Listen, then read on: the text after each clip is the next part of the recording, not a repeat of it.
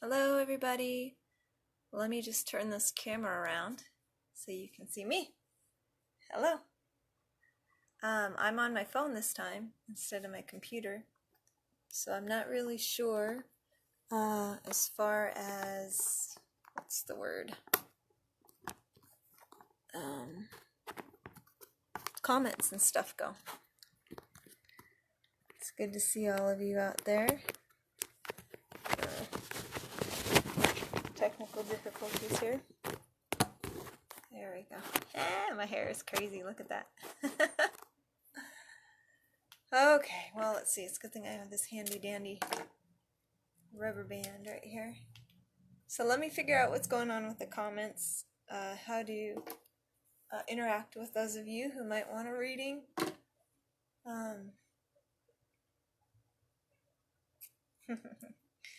And then, better get my hair situated, then we'll get to the readings. For those of you who might be tuning in from Iowa, I'm going to be visiting. I bought a plane ticket for July 14th to August 11th.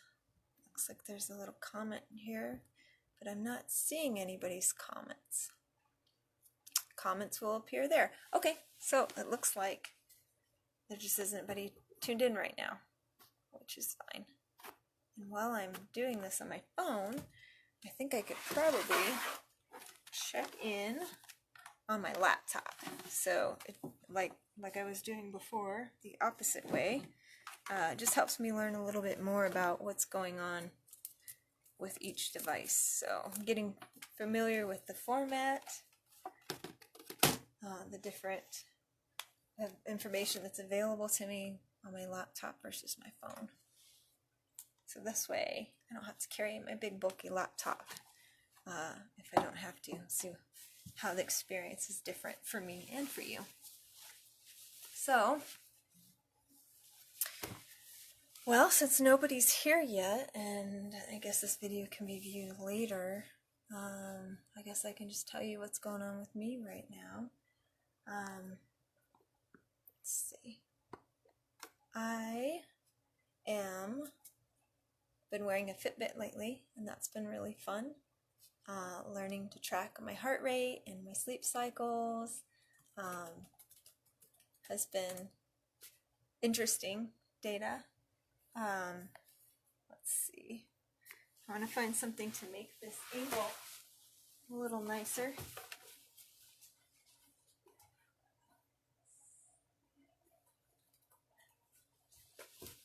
I bet you this will do it. Let's see. Is it going to be too much? Oh, it's just enough. That works. Hopefully my phone won't tip over. So wearing a Fitbit has been fun. Oh, let's see. Somebody's watching. Who's watching out there? Send me a comment. Let's see if you want a reading. Hey, I see. Hi, Janice. It's nice to see you. I'll wave. And then this thing actually says I can wave at you on the Facebook too. So, yeah. So I was just talking about myself until more people jumped on. But if you want a reading, Janice, I'll keep it general and vague since other people will be, I will have this video on my feed for other people. So, if you want like a body scan or just a reading in general, just type me a comment. Otherwise, it's just me talking about what's going on with myself. I've been working a lot with training dogs. That's been a lot of fun. It's really just getting people to understand how dogs think and communicate, like through body language, and teaching them how to communicate with each other, human to dog, dog to human. That's been really satisfying. And I'm going to be visiting Utah around August when I get back from Iowa. I get back from Iowa the 11th of August. So then I'll take a trip to Utah. So Oh, it looks like I can bring people in on camera too. All of this stuff is so interesting, the way technology can link us all together, huh? So, what I'm doing for you, Janice, is I am uh, getting on my Facebook profile on my computer because they both have different formats as far as like what is accessible to me when I do a live stream on my computer versus when I do one on my phone. So I'm just seeing the difference so that if I have a choice to bring my laptop or just do a spur of the moment live feed with my phone, I'll know what I can and can't do. So let's see. So I'm just gonna reach out to you, Janice, and just see how you're feeling and what's going on.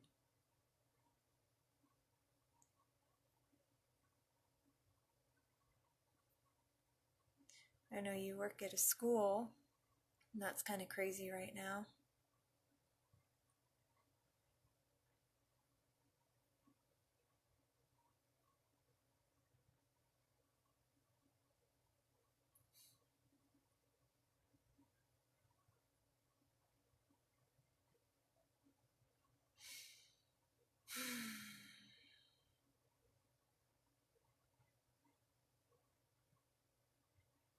So I'm just checking in with what information I'm getting.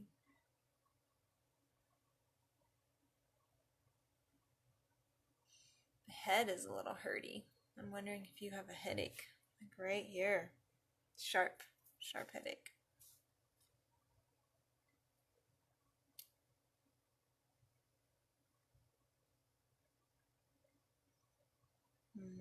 A little bit back here, like a heaviness along the left side of my spine. So yeah, so I'm just gonna go ahead and give you a little remote session, if that's okay. So I'm just gonna start in your heart area and just kind of add a little supportive, uplifting, sit up straight energy kind of thing.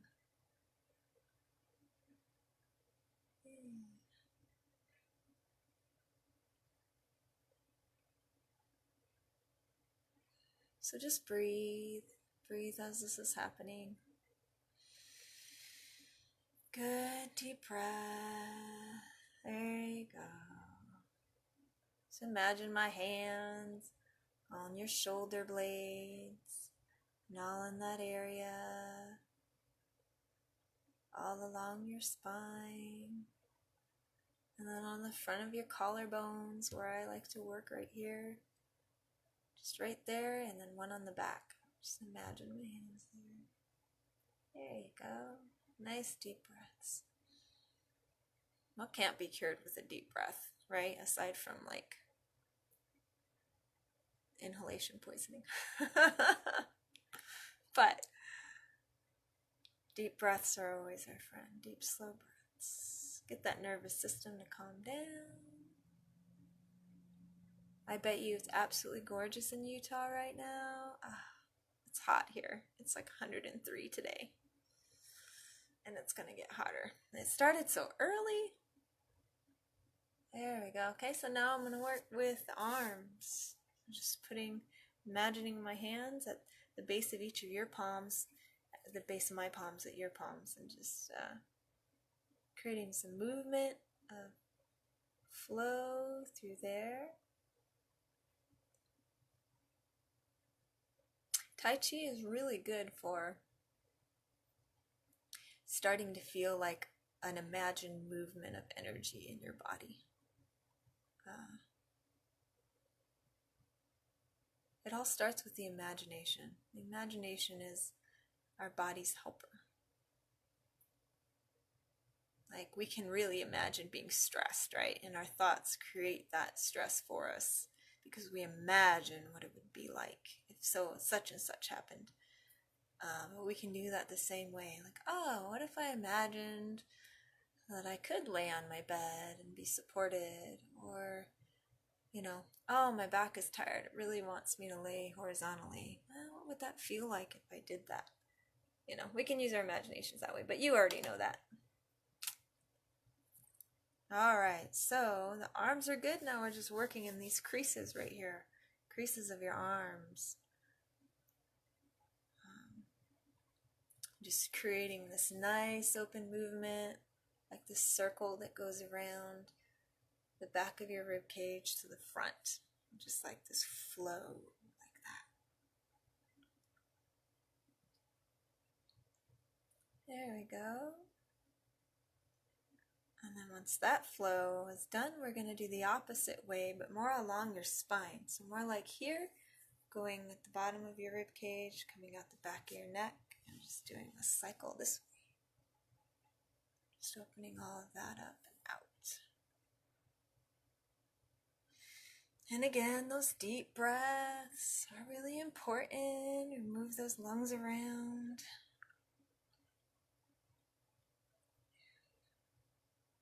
And just relaxing the jaw. Hi, Matthew. It's good to see you. Just doing like a visualization here with Janice. Please feel free to join in on any of the visualizations that we're doing. So just breathing into the jaw, loosening it up, allowing that movement to get bigger and bigger. Every time you breathe, you're feeling an expansion and a contraction. So rising and falling, expansion, contraction, depending on where you are in your body. So just breathing air into the jaw and then into the throat. And just seeing how much space your breath can fill within you. There you go. And with you, Matthew, I'm feeling a lot of stuff right here that needs a little bit of clearing. So I'm going to focus my attention there with you. Janice, just keep focusing here in the rib cage and in those lungs and breathing into the spine. I'm going to wave to you on the Facebook and on the video. All right, so Matthew, we're going to work with you from here up. Okay? So I'm going to start bringing some movement here, right through the crown of your head. We're going to work it all around your ears and get it all nice and juicy and open. There we go. Yeah, just right about the eyebrows. Ooh, those eyebrows. I wonder what the metaphysical meaning for eyebrows is. There's a lot of tension in those eyebrows. Like, what needs to happen there for that to have more support so your eyebrows aren't so tense? All right. That already feels a lot better. All right, Janice, for you, we're going to go right back here in that occiput area. So like if you open your mouth, your atlas and your axis, when you go to the chiropractor, that's how they photograph your atlas. You have to open your mouth, and then right in the very back is that very first vertebrae that swivels your head left and right. So that's what we're going to go with for you, Janice. We're going to start focusing that area and breathing into that area. And just like imagining some nice fingers just massaging all around that area. All around the base of your skull where it meets your neck. All those wonderful areas. And then down the spine to your sacrum. There we go. Good. And then now we're going to go into the hips and let the hips start relaxing. Okay. And then for Matthew, again, we're just still here, focused in that area. There you go. And now we're going to bring that area down. It's like a big old ring from here and here down. It just like keeps the two separate. But anytime we can be more in oneness and in connection, we can share information and is more of our nature. So when we start partitioning things off, segregating and constricting like that, that's where we get into pain and confusion, ignorance, a lot of the more negative aspects of self, right? So again, let's focus that ring and just try to open up the top and the bottom. And Janice, now we're in your thighs and your knees. Your knees feel like they've been working some heavy loads. So and imagine like in the kneecap, right? Like little swirls going around the kneecap and in the kneecap, behind the kneecap, through the knee, and the ankles too. So just breathe a little air into the ankles and the knee, into the hips, all of those joints. You got it. And the shins.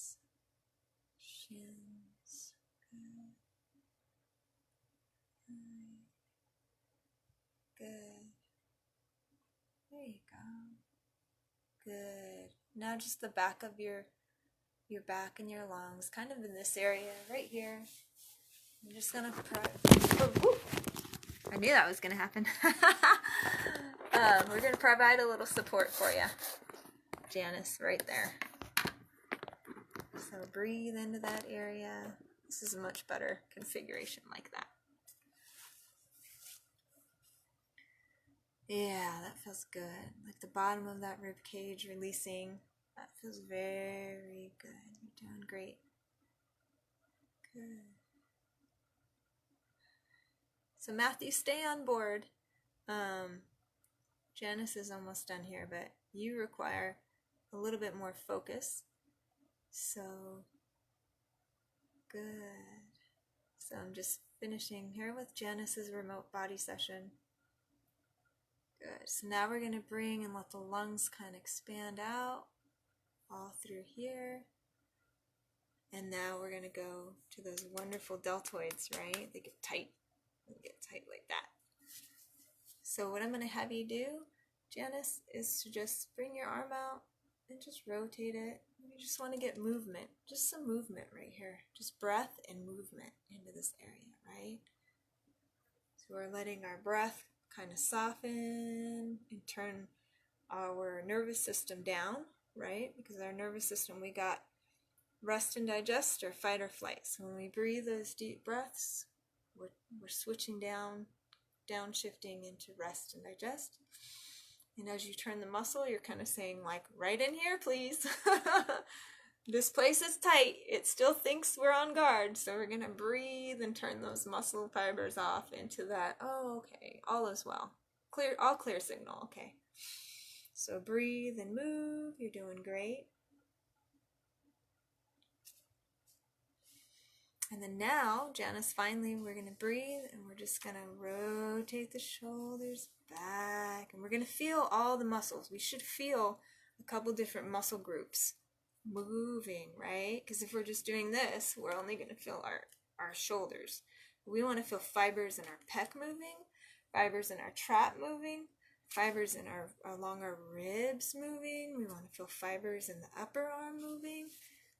All of that, and just keep breathing and adding to that motion as many fibers as you can breathe into and release and get that motion. And then you can start doing a little bit of this, a little figure 8 kind of thing.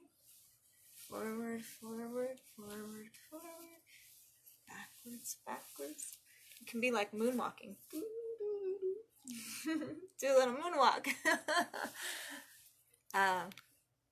That feels really good for you, Janice. Thank you for showing up and supporting me. I keep wanting to look down here because the comments are down here, and then I forget that the camera is up there. So please, I apologize. Work with me there. Janice, thank you for coming to support me. Stay online. I'm going to work with Matthew next, so you might find some of these are helpful or not. Who knows? All right, Matthew, here we go. We're going to check in with you and see what's going on. So this still there, but not as bad, and a little here, like a band right there, real tight. And so what I'm feeling like is the relief for that is we're going to push a little bit of energy down your spine and just kind of open that area. And right down here, like Just opening that up in the front. Yeah. And the kidneys too. So, default. You gotta, if you want a different default, then the whole world is falling to shit. Like, there needs to be a different default. Like, you really want, like, I guess this, what I'm trying to say is,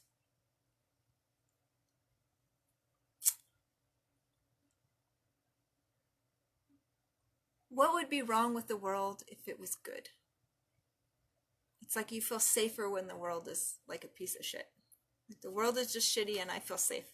Like, there's a part of you that, I know it seems weird because there's part of you that doesn't feel safe, but you keep it that way. Like, it's like, here, let me stop talking and see if I can feel more into it. What would be unsafe if the world was a happy place? That's your question. The world was a happy place. Why would that be so unsafe for you? And I know part of it is trust, right? Because I couldn't trust it, but why? Why couldn't you trust it? Where did you learn that something being happy was not safe? Here I read your comments now. Thyroid issues and not feeling like you're being heard. Which, ironic, right? Because I can't hear you, but I can read what's going on. And again, this isn't for me to hear myself. This is for you to be inspired by whatever I say. And it may be direct, it may be indirect, but it's really for you to sit with what it feels like when you're hearing it. And sometimes you translate what I'm saying into what you need, right? Sometimes it's just the stimulus that gets you to think about something. So, don't take it at absolute. Don't take it at face value. Like, translate it into your own language, into your own feeling. So let it just be like a song that you listen to on the radio, right? Somebody says, get on the dance floor. Like, unless you're in the club listening to it, you wouldn't literally go get on a dance floor, right? But it's a feeling that you get from music, a mood. Maybe it's an uplifting song, maybe it's an angry song, that you're not going to go literally do verbatim what the singer in the song is telling you. That's not the way that it's to be used. So that's the same thing here. So, anyway. Okay, let's see what else is going on. But that was the big part of why would it be unsafe if the world was a good place? Like, what parts of you can't accept that? And why? So I would write that in a journal. I'm a big fan of writing things or voice recording things because it's really easy when things are in our head for us to have incomplete thoughts or illogical thoughts or things that aren't rational. And something happens when we take them out of that format and put them down in a tangible way. It just does. There's just a shift in what part of brain we use or whatever it is. But something happens to the perspective of that. And if it doesn't happen right away, write it down, come back to it when you're in a different mood. Like, listen to a song and get happy, and then read the things that you write. And notice how changeable our frame of mind is. Like, it's really malleable. And even when we're feeling like we're upset or depressed or angry all the time, there's still even nuances within that. So that's a fun experiment for any of you out there watching to try, is to do that. I'm reading what you wrote here, Matthew. When the world is in chaos, I felt bigger sense of purpose. Okay, but life is still not being lived fully. Okay, that's a good insight. Yeah. Bigger sense of purpose. So, all right, so let's go into what you feel like your sense of purpose is. Is it being a fixer then? Or does it give you some type of permission to be who you are? Like, where where's the, let's flesh out that.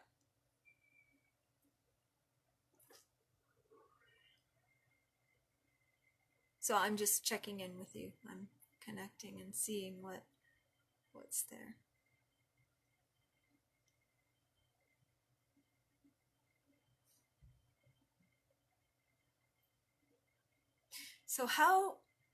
So when the world isn't in chaos, so I guess what I'm seeing is chaos on the inside or chaos on the outside. Like when the world is more balanced outside, do you feel more chaotic inside? And vice versa? When there's more chaos outside of you, does that help you feel more like in harmony? I guess is kind of the word.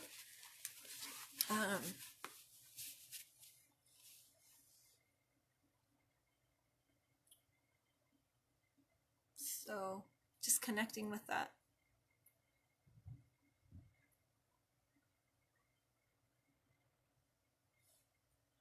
And now I'm just asking questions.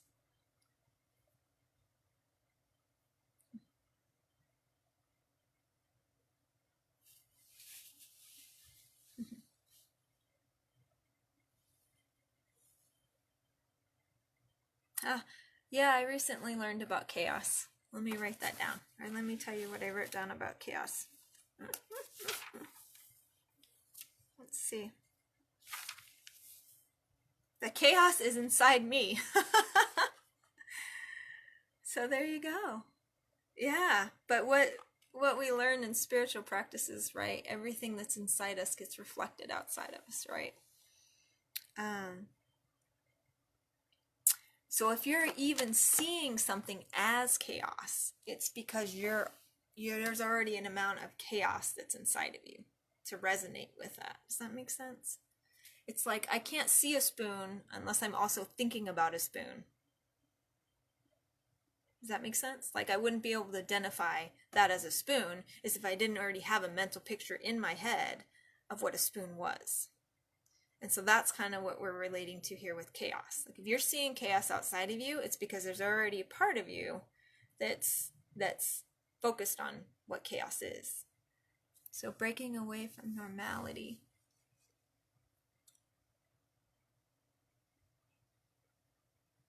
And what's the purpose for you, or the intention or the need with breaking away from normality?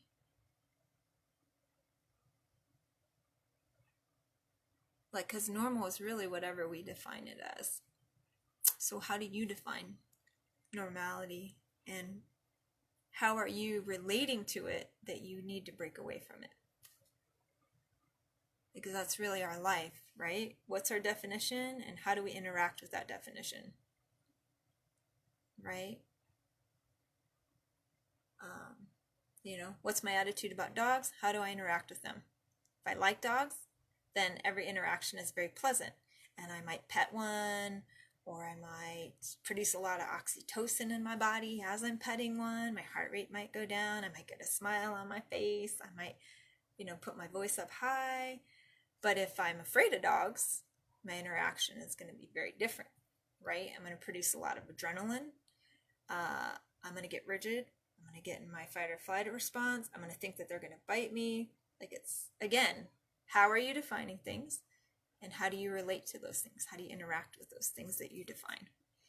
And finding ways to take our past experiences and grow into a different perspective, a different experience of them, or see them in a different way so that we can release any fear or resistance that's not serving us. So monotony, ooh, that's good. So boredom, definitely. Yeah, so things being the same. I'm going to tune into that with you for a minute.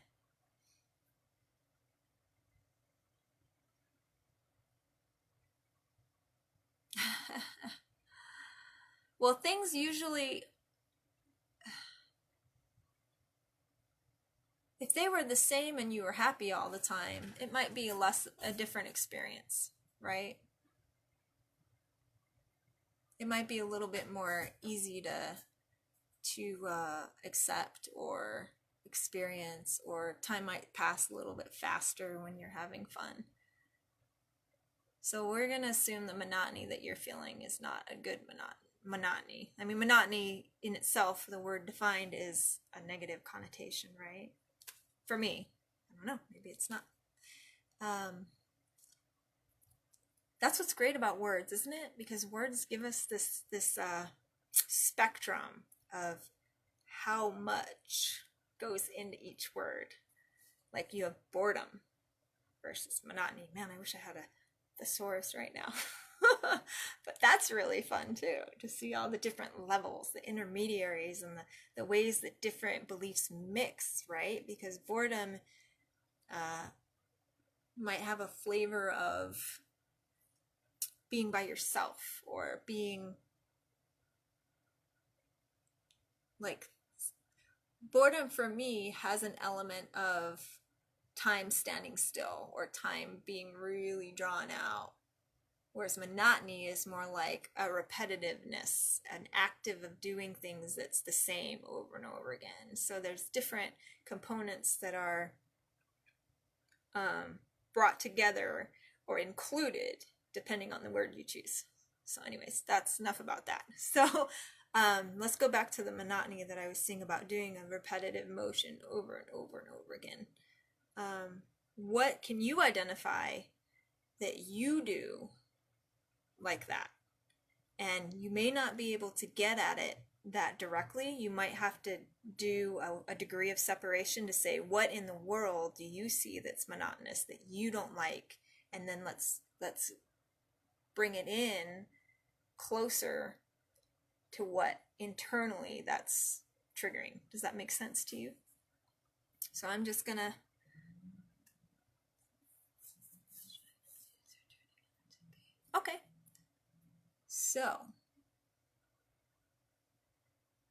okay. So the way that the world is doesn't necessarily keep you from enjoying your favorite song on the radio. It doesn't keep you from taking a taste of, like, there's joy to be found. If you can't find it in the world, then start closer. Start closer to you, start within you, and then once you have that, you can start expanding and seeing. That will help you find the other joy outside of you. Does that make sense? So if you like your feet being rubbed, and you can rub your own feet, there's some joy in that, regardless of who on the television is making a political statement or whatnot. Like, there has to be some balance between internal and external, right? If we live completely in the external or completely in the internal, it's not spirit, it's not body, it's how they interact. It's the blending of the two, right? I just saw that in my session just before I came to do this. It's the blending of the two that's creating the experience. It's not just the spirit, and it's not just the body. It's how they come together. It's all the different ways that we weave them. It's the form of the word itself, like monotony, and it's the definition that we put into that word, into that form. So, form and content. So again, let's circle back to the original question of, if the world was turned out the way you wanted it to be, what would be unsafe about that? What would not be okay? What keeps you from looking for that world? So what I mean by that is, I want a world where people are open-minded and supportive of each other, right? But I bet you I can go to very many places and find a lot of people that are the exact opposite of that, right? So, this is what I'm asking you.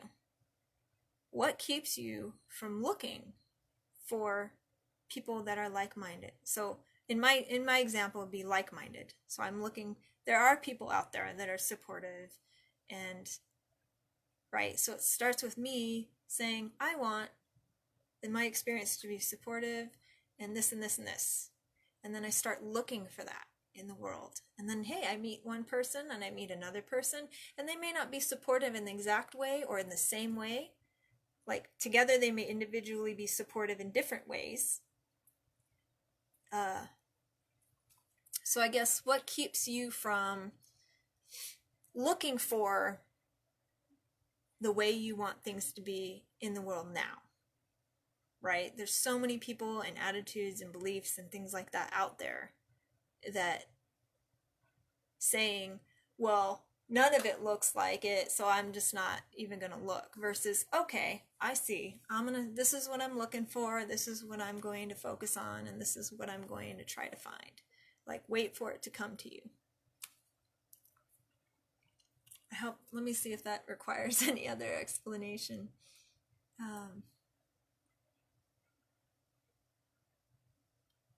So yeah, again, it's like, why are you can focus on the world isn't the way that I want it to be, or you can focus on this is what I want the world to look like.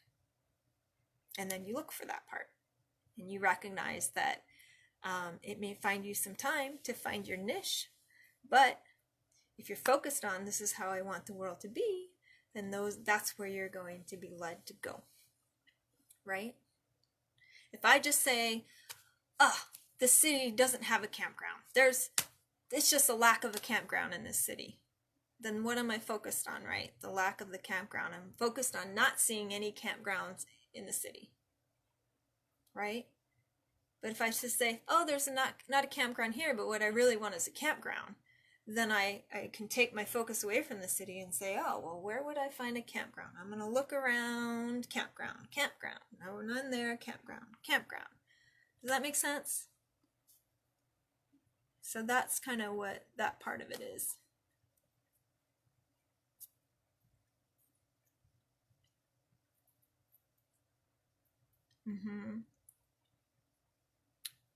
So this next part is really important. I see that you've texted fear and difficulties.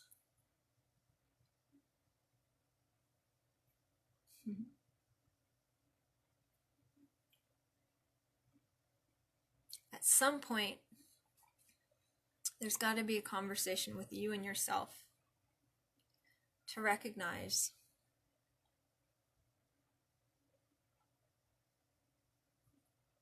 that you're done with fear and you're done with things being difficult.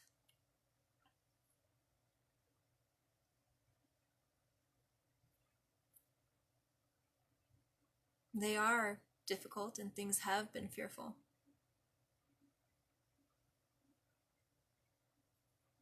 And you're still here.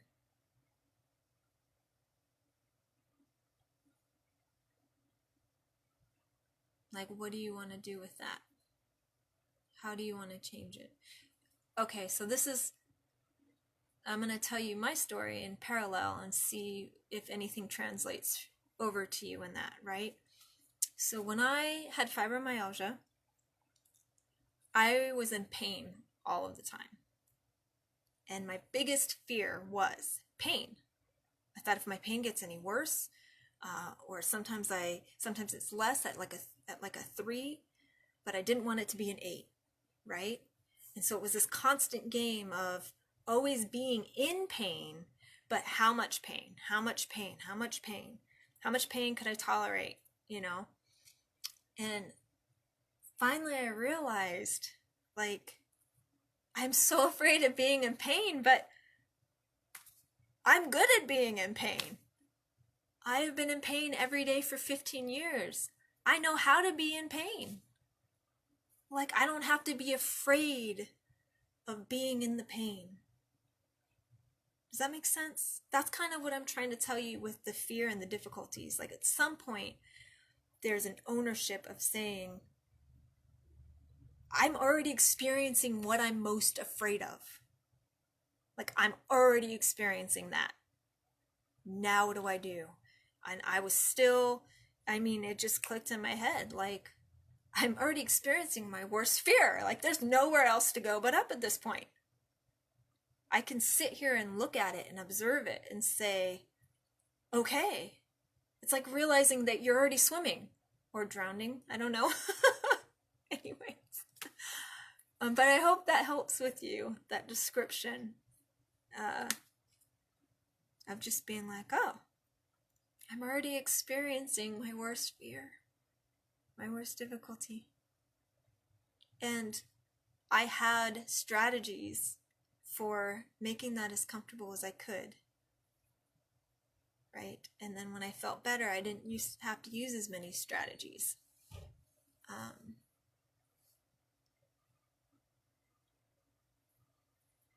And it's a weird thing because sometimes those fear and difficulties become familiar and comfortable. They get comfortable with being uncomfortable, or vice versa. Anyway. So I think speaking is enough. I'm going to focus back on your body and just see any other places that, so just working around your heart.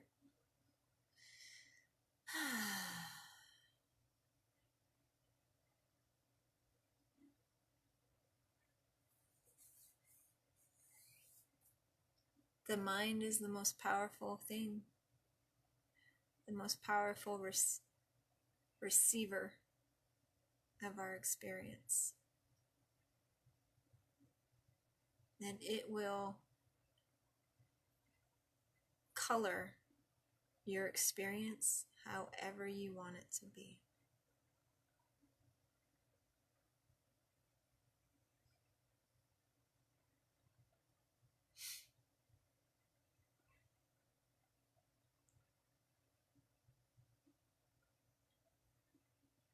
So again, just working around your heart, letting some of that heaviness evaporate. And letting some movement go up and down your spine, into the crown of your head, and down. Taking deep breaths, relaxing breaths.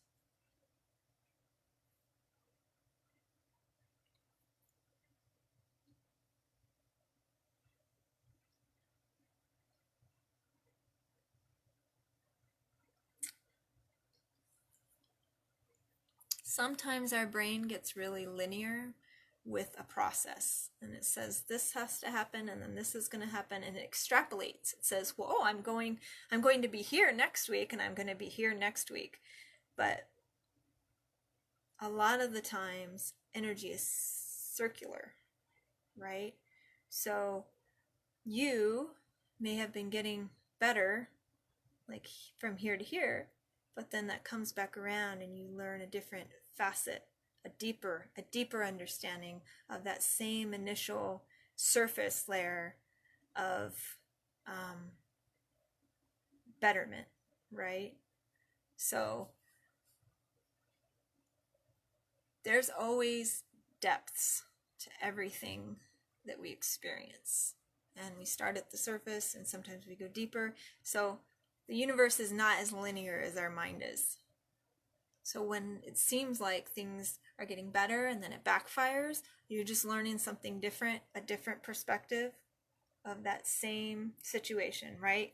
Like, here's my situation, and I say, oh, I really enjoy this perspective. Oh, now I have to move over here. Oh, that's worse. But it's really just a new, getting comfortable with a new way of relating. So reaching in, sometimes the lessons can correlate and sometimes they don't. Not being able to think clearly is a trigger. So how do you support yourself in that new fear and difficulty, right? Now the name of the fear and the difficulty is not being able to think clearly. So it's interacting with that component of it, of, okay, if not thinking clearly is my biggest fear, then how do I make it less scary? How do I support myself? What am I telling myself about not being able to think clearly that's creating terror inside of me too, right? Like, oh, if I can't think clearly, then I'm going to get hurt, or I'm going to do something wrong, or someone's going to take advantage of me, or, I mean, all kinds of things. But is that necessarily true? I mean, I could not think clearly and be in my bed where I'm comfortable, warm, and safe. And I'm just using this as an extreme example because I'm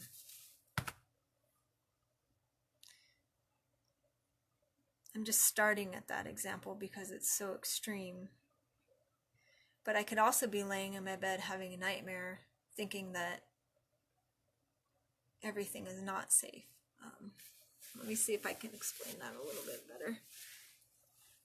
Or maybe I just need to tune in and stop using my brain for a minute, or the word vocabulary part of my brain.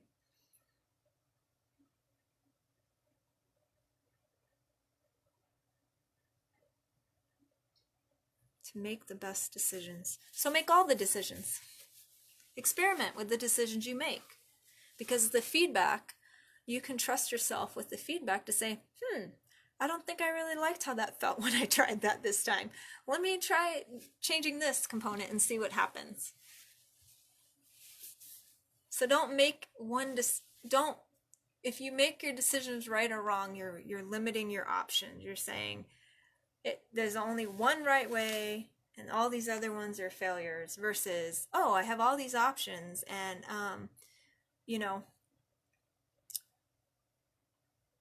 there's multiple options for everything. It depends on what you value the most. So again, I'm going to segue off into an example like clothing. Some people like to wear clothing for its functionality. Some people like to wear clothing because of the way it looks. Some people like to wear clothing just because it's made by a specific designer. Some people like to wear clothing, for me, like the color or the texture. It's soft. So each of those people are going to choose their clothing based off of the priority, right? What's the most important thing to use? Is efficiency? Do you want to be practical with your clothing? Should it fit well so you can move? If I don't have to move a lot, if I just sit at a desk all day, then I might want something like a high heel that I don't have to walk around, but it looks good because maybe I want to look good, but maybe, to somebody else, the visual aspect isn't as important. So this is what I'm talking about with options.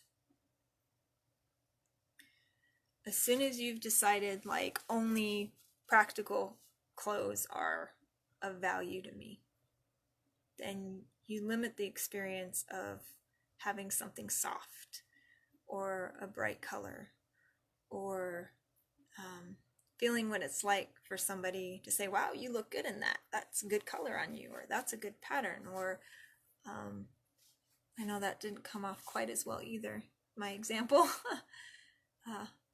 But to boil it down, the more options you give yourself that are acceptable, the less failure you're going to encounter, because every choice you make is always going to be something that you value in that choice at the end of your choice. Does that make sense? But when you say, oh, I did this wrong, versus just experimenting and saying, let's try this option. Let's see what happens when I do this. And because you can trust yourself to know if you've done something and you're like, ooh, I didn't like that component.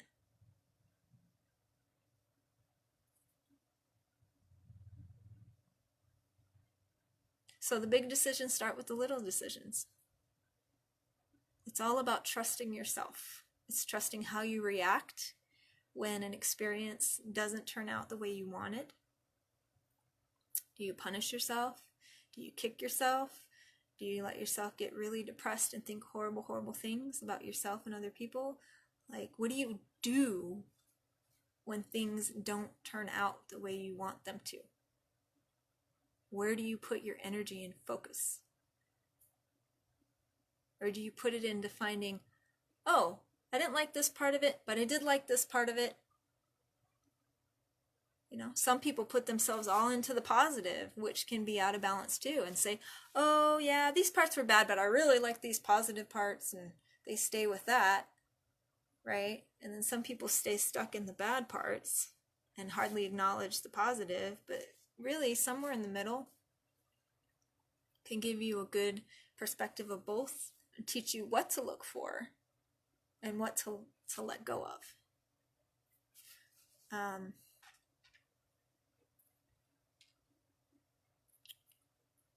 There are so many, just again, the thing that just comes down is options. See all the options. Give yourself all the options, like job loss. My gosh, let me tell you, I haven't been doing a lot of massage work right now. I've been doing a lot of dog training.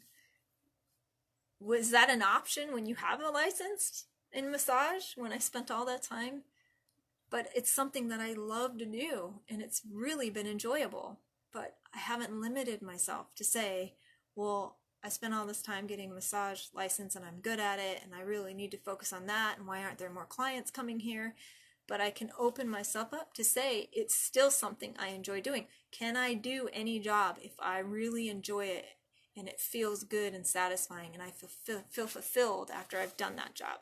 That's being unlimited. That's giving myself lots of options. If that's the one thing that I value, and I know that I value that thing, I can find all these options that come along with that one value of I want to be able to do a job that's satisfying and feels good. And for me, the components of that are very similar between training animals or helping people understand their dogs and doing massage. Because with massage, I'm helping people have a better relationship with their body. I'm helping them understand, like when your body is tired, it's communicating to you to rest, and experiment with resting and see how satisfying that can feel or how restorative that can feel.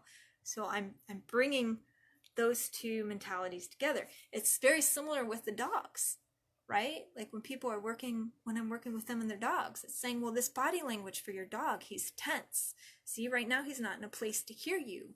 So set yourself up to communicate with your dog. Like, it's very similar. It's the same component in two, like, seemingly different aspects, right?